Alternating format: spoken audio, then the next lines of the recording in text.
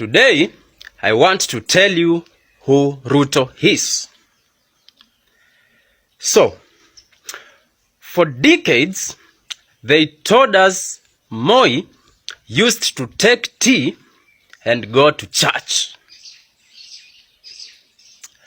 Only for some of his close friends to come out later after he died to tell us how Moi was a drunkard.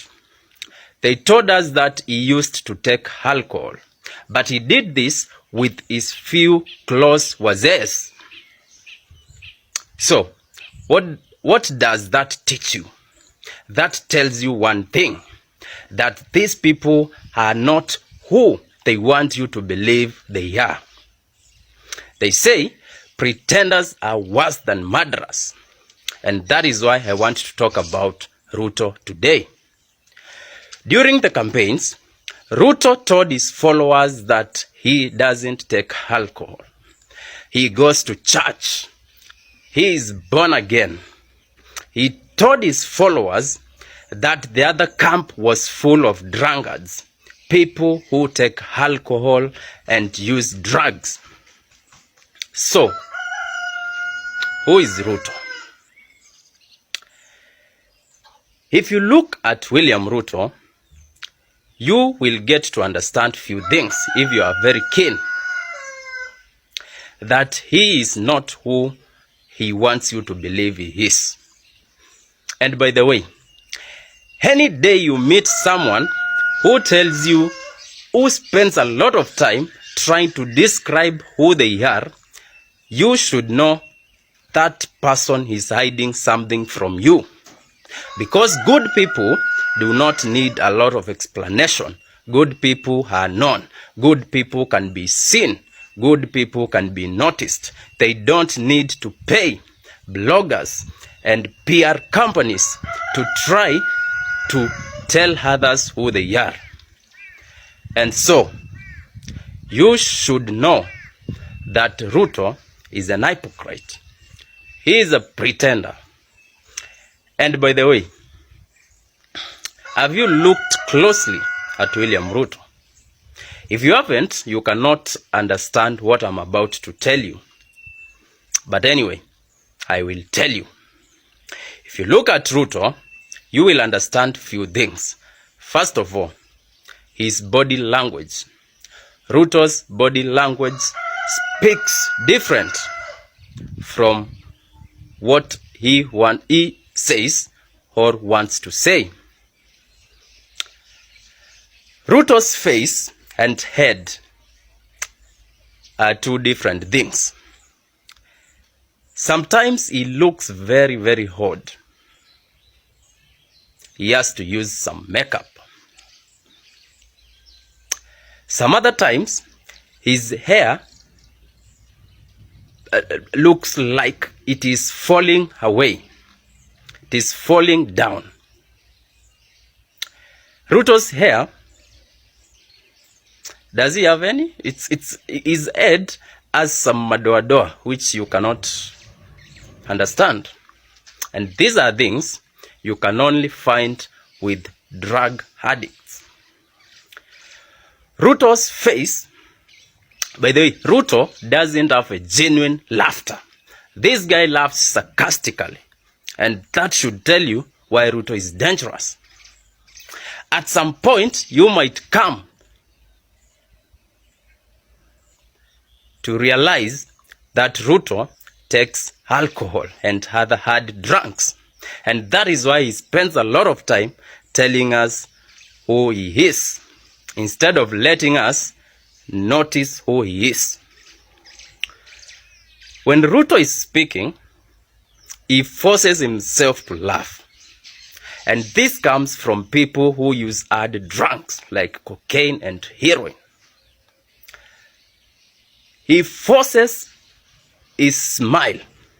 And that is why he comes out looking very bad. Ruto doesn't have a genuine laughter.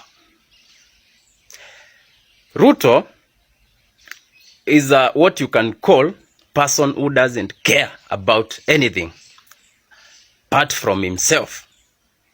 And that is why Kenyans can cry. Kenyans can say whatever they want to say. They will tell him they are suffering. They will cry to him. They will beg him to lower the prices of basic commodities. But Ruto will laugh at this. When you look at him, he will laugh and dismiss you and tell you, I am working on this. And in the near future, everything will be okay. Tell me, who speaks like that to people who are going to bed hungry? To people who are dying of hunger? This guy uses so many different things. His blood is full of different substances. When you look at him on campaign vehicles, Ruto is always concerned about what people will notice about him, his image. And that is why he spends a lot of time trying to force his body language. Have you ever met an hardcore criminal, a suspect, someone who has been charged with the most dangerous crimes? Have you ever looked at their body language? How they laugh, they tend to force themselves to laugh. All people in rehabilitation centers. Someone who tries so hard to show people who he is not, who he is, so that they cannot see the real person in him, his real character. That is what Ruto does. This guy is a dangerous human being. And that is why the lives of more than 50 million Kenyans are in danger if they don't remove this guy from office. In fact, if Ruto's wife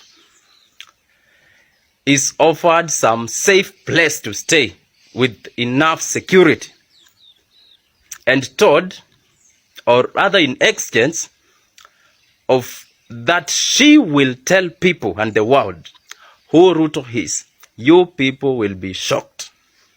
She will tell you things you have never imagined, and everyone who voted for him will be shocked.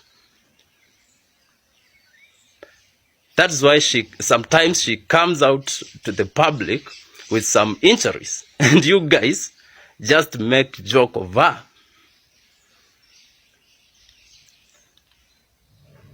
William Ruto is dangerous.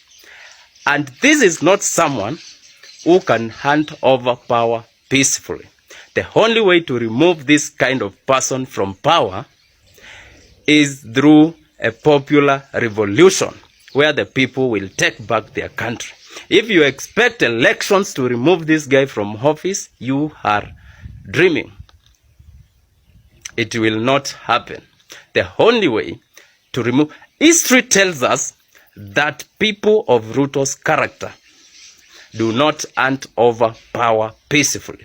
They are forcibly removed from office. And that is what Kenyans should do to William Ruto if they want to take back their country. And that should happen as soon as possible.